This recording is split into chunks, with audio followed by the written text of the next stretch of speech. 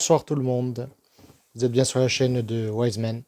Euh, Ce soir, je voulais vous parler de la Switch 2, mais de manière un petit peu plus technique. Alors, on va pas vraiment parler des specs, tout ça, hein. J'ai vu les vidéos de Geeker One et tout ça, où il a présenté le T239, où ça a confirmé les leaks en fait, hein, que c'est le T239, que le SOC il existe depuis 2021 et pas mal d'autres choses, hein, donc qui pourraient corroborer un certain nombre d'éléments, hein, à savoir que quoi qu'il en soit, la Switch 2 c'est un peu comme la Switch 1, on va dire, c'est-à-dire que c'est une console qui a une génération de retard, quoi, en quelque sorte. Après, je dis pas ça d'une manière péjorative, hein, c'est juste un fait, quoi.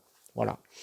Euh, et du coup, voilà, donc moi je voulais parler de la batterie de la Switch 2, mais comme je dis, de manière un petit peu plus... en abordant le sujet un peu d'une manière technique, tech. Donc c'est vrai que ça m'intéresserait d'avoir des échanges à ce sujet, si vous êtes vous-même tech et si vous pensez que j'ai raison ou que j'ai tort et pourquoi, ça m'intéresse beaucoup. En sachant qu'on va le savoir rapidement, vu qu'on est à un jour de la sortie de la Switch, donc voilà, hein. Euh, et donc, on va commencer par prendre un peu les éléments. Donc, sur le Switch, pardon, sur le site Nintendo, moi, il y a deux choses entre guillemets qui m'intéressent. C'est les dimensions de la console, et je vais vous expliquer pourquoi. Et la batterie, si je parviens à la trouver, voilà. Donc, la batterie, alors on n'a pas toutes les informations. Mais pareil, j'ai essayé de les déduire, on va dire. Et je vous explique comment aussi, hein. Donc, on a une batterie d'une capacité de 5220 mAh. Et on a une autonomie, dans le pire des cas, ce que nous dit Nintendo, de 2 heures. C'est-à-dire que la console, avec un jeu très gourmand, elle tiendra que 2 heures. Voilà.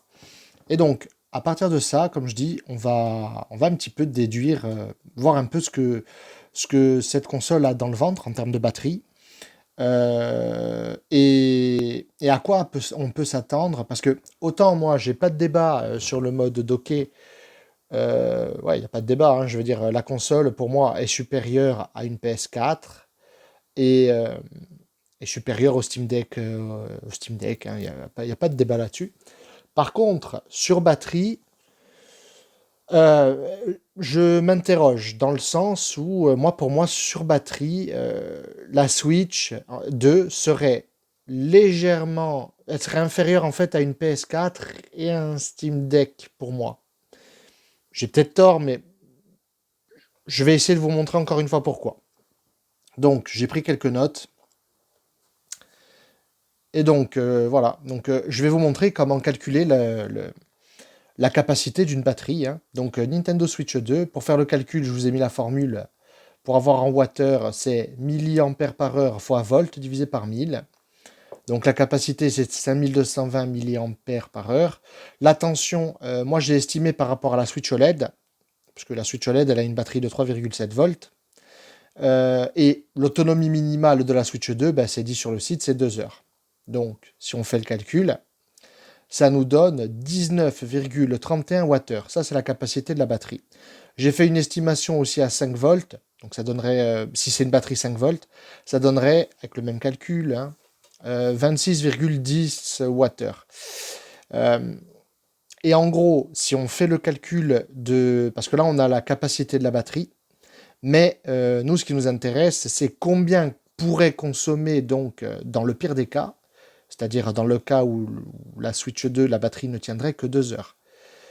Et c'est là où c'est intéressant, dans le sens où la puissance moyenne, sa consommation en fait, donc je prends les 19,31 Wh que j'ai déduit plus haut, je divise par 2 parce que c'est 2 heures, et j'obtiens 9,65 watts. Je vais arrondir, ça fait 10 watts en gros, allez, on va se dire que c'est du 10 watts. J'ai fait aussi l'estimation pour du 5 volts, donc ça serait 13,05 watts. Alors, je vais vous expliquer pourquoi je pense pas que la batterie soit du 5 volts. C'est par rapport en fait à ce que je vous ai dit, à savoir les dimensions. Là, on voit qu'elle conserve, c'est surtout là le 13,9 mm qui m'intéresse, parce que c'est l'épaisseur de la console, la tablette. Et concrètement, pourquoi je pense pas que c'est une batterie 5 volts? Je me trompe peut-être, hein, mais c'est parce qu'en fait, ça potentiellement en épaisseur, ça ne rentrerait pas. Parce que bon, là, c'est la console, elle fait 13,9 mm, mais il faut prendre en compte qu'il y a la carte mère, qu'il y a les refroidissements, qu'il y a les câbles, enfin, il y a un certain nombre de choses qui passent quand même. Et en fait, dans le cas où la batterie serait à 5 volts, il faudrait,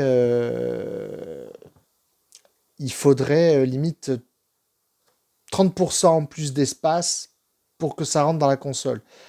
Et concrètement, ça aurait pu passer pour moi, mais si la console, elle était plutôt à entre 15 et 16 mm. Et ça aurait été relativement étroit, hein. Mais là, à 13,9, pour moi, ça passe pas. Donc, je vais rester sur ma petite estimation, à savoir que c'est une batterie 3,7 volts. Et en fait, je vais vous montrer maintenant. Enfin, on va faire on va voir la même chose, je dirais, avec le Steam Deck OLED, hein, donc même chose, hein, j'ai pas été inventer les informations, puis en plus l'avantage du Steam Deck OLED, c'est qu'il est sorti, donc bah, on a tout, quoi. Donc si je vais sur Valve, hein, le site du Steam Deck, donc j'ai toutes les infos, notamment on voit que l'APU il peut consommer entre 4 et 15 watts, voilà. Et moi, ce qui m'intéresse encore une fois, c'est la batterie. Et donc, on a une batterie de 50 Wh. Et on nous dit que la batterie tient entre 3 et 12 heures de jeu. Donc, 3 heures dans le pire des cas quand ça consomme méchamment, et 12 heures si c'est, on va dire, un petit jeu indé qui consomme pas grand-chose. Donc, on va aller un petit peu affiner cette recherche. Donc, sur iFixit, bah, je trouve, je dirais, une batterie de Steam Deck OLED.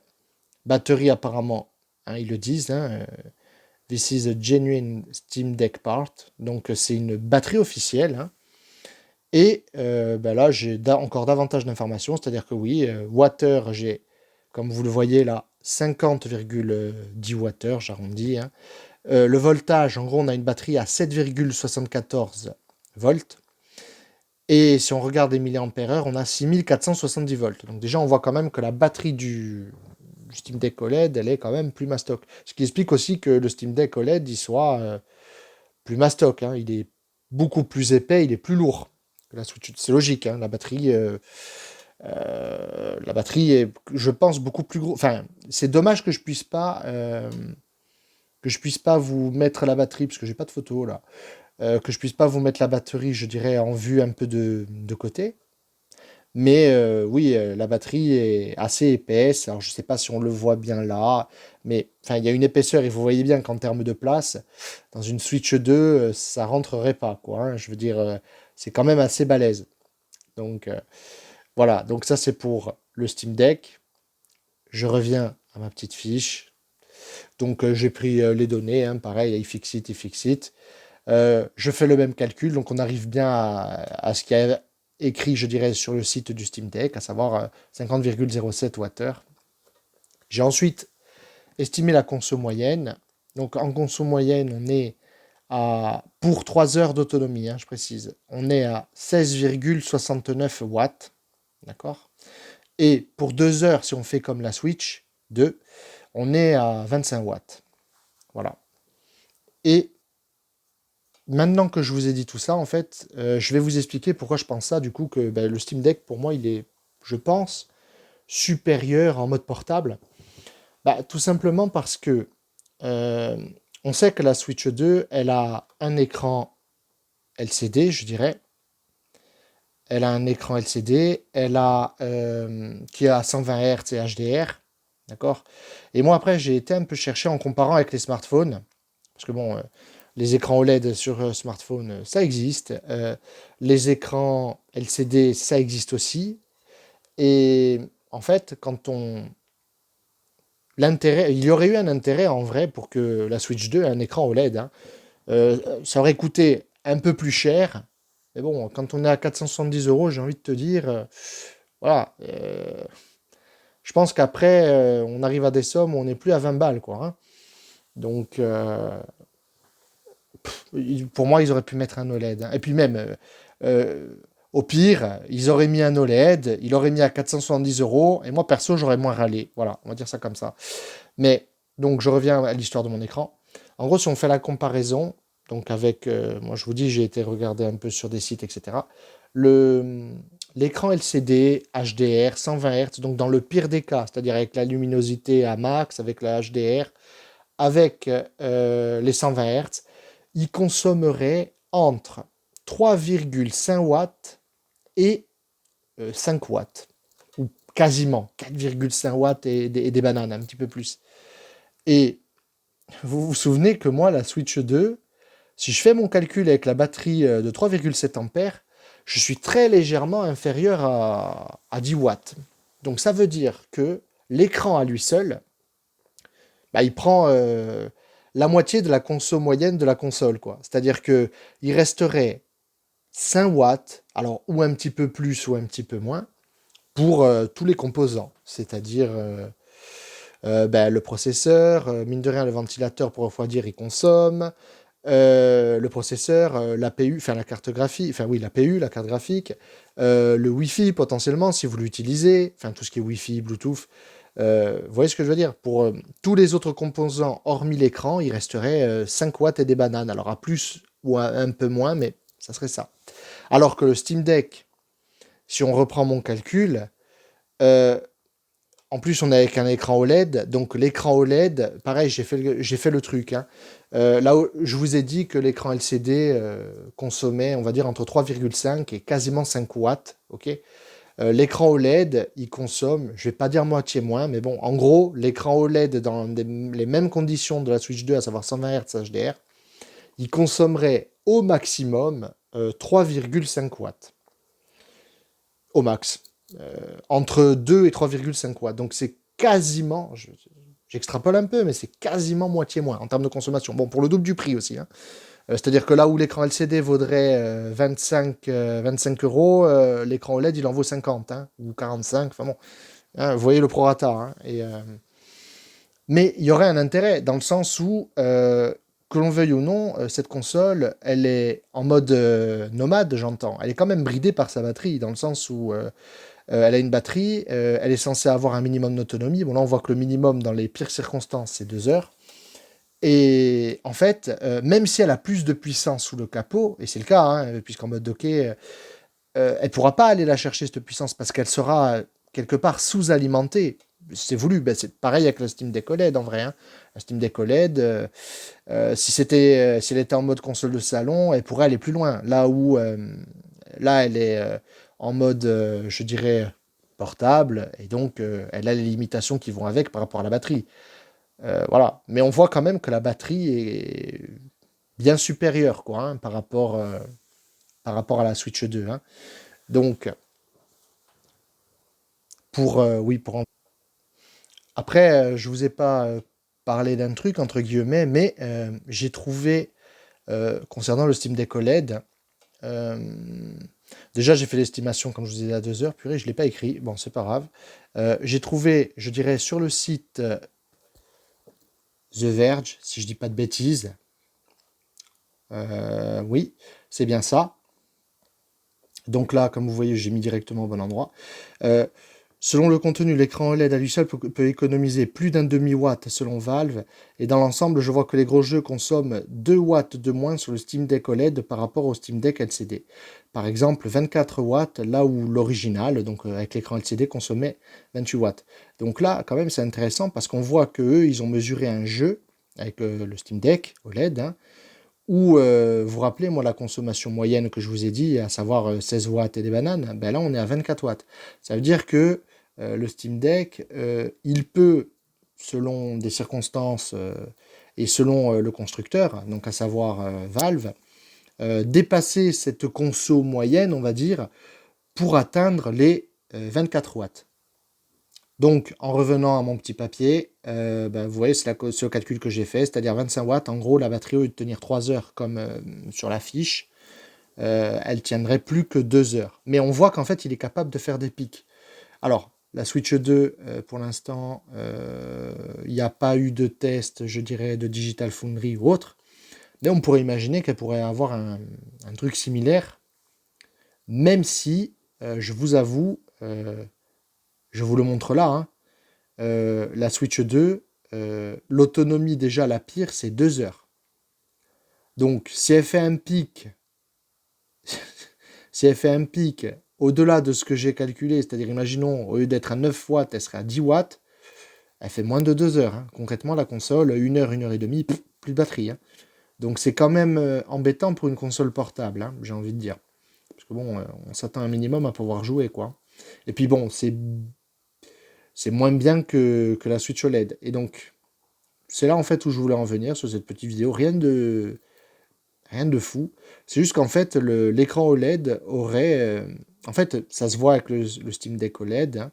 L'écran OLED, il aurait pu avoir deux bienfaits. Le premier, c'est que ça diminue la consommation que prend l'écran. Et le second, c'est que cette consommation, elle aurait pu être réinvestie dans les autres composants, le processeur, l'APU. Et donc, ça aurait pu donner un petit boost Enfin, si Nintendo le veut bien, parce que on a vu par exemple qu'avec la Switch, je dirais LCD et la Switch OLED, la puissance de la console n'a pas vraiment changé. Alors qu'ils auraient pu, hein. Ils auraient pu parce que l'écran consommait moins et tout. Donc il y avait potentiellement cet écart de consommation avec l'écran LCD qu'ils auraient pu utiliser pour alimenter davantage les composants et avoir un boost, hein. Ils l'ont pas fait, hein. Mais bon. Et là, c'est pareil avec la Switch 2. C'est-à-dire qu'en fait, il y aurait pu avoir deux bienfaits. Il y aurait pu avoir une autonomie supérieure, c'est-à-dire qu'autant au lieu des 2 heures minimales, on aurait eu 3 heures ou un peu plus. Ou alors, si vous voulez un peu cadencer un peu plus la console, eh ben, l'expérience en nomade aurait été meilleure. Parce que, ouais, voilà, donc moi je m'interroge quand même sur qu'est-ce qu'est capable de donner la console. Parce que j'ai pas l'impression qu'on ait vu beaucoup de. Alors peut-être plus aujourd'hui parce que c'est la sortie et tout, mais j'ai pas l'impression qu'on ait vu beaucoup de gameplay avec la console en mode, je dirais, nomade, hein, mais sans être alimenté, hein, sans avoir le chargeur branché, vraiment en nomade, quoi. Donc je m'interroge un peu là-dessus. De toute façon, on le saura assez vite. Mais c'est dommage. Pour moi, c'est un petit raté. Voilà. Bon, bah écoutez, c'est la fin de la vidéo. C'était juste pour voilà, parler tech, hein. Euh, N'hésitez pas dans les commentaires à me dire ce que vous en pensez. Si vous êtes tech, au contraire, allez vraiment, donnez-moi votre avis, donnez-moi potentiellement vos calculs. Est-ce que vous pensez que j'ai raison? Est-ce que vous pensez que peut-être une batterie de 5 volts pourrait rentrer? Expliquez-moi pourquoi. Enfin, donnez-moi vos arguments, quoi, hein. Et puis voilà. Bah écoutez, je vous souhaite une bonne soirée et à la prochaine.